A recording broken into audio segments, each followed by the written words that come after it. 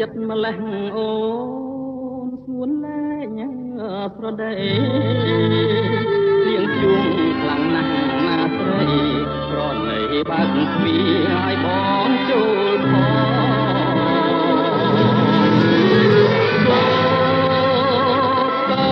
រំទាំងឆ្លើយឆ្លងយុគជ្រើណាស់ហើយណានួនល្អបងគេឯណា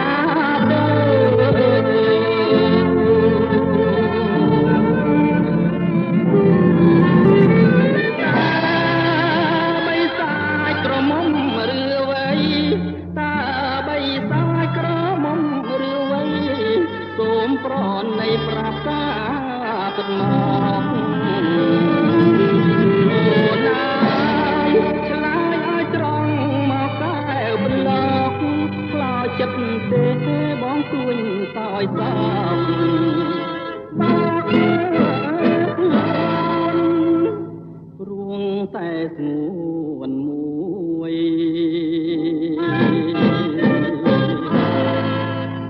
ទួងអូនជាស្រីបីសាច់ក៏ដែរក៏ស្នេហ៍មិនប្រែថយក្រោយចិត្តមួយស្លើមមួយលោកគ្រាអង្បា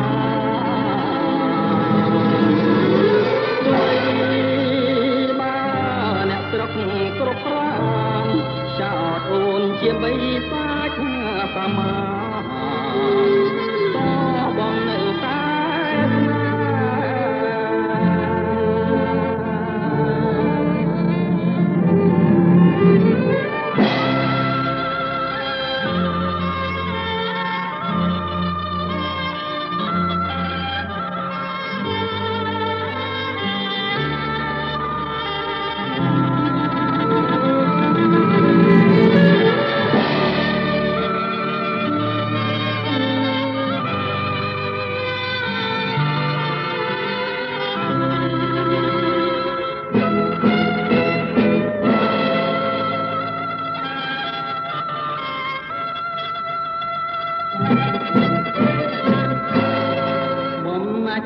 ស្រឡាញ់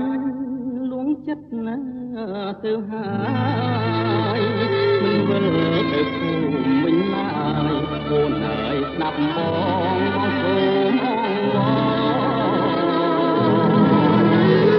អូនមិនដាច់ក្បត់ចិត្តស្មោះសរយើងកំពុងតែកសាងល្អឯស្ដេចខោប្រា